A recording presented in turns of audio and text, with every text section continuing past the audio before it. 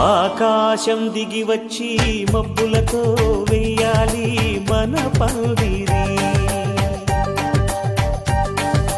ఊరంతా చెప్పుకునే ముచ్చటగా జరగాలి పెళ్ళంటే మరి.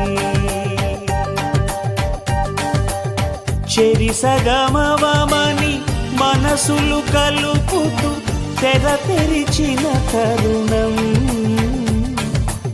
ఇది వరకెరగని వరసలు కలుపుతూ మురిసిన బంధుజనం.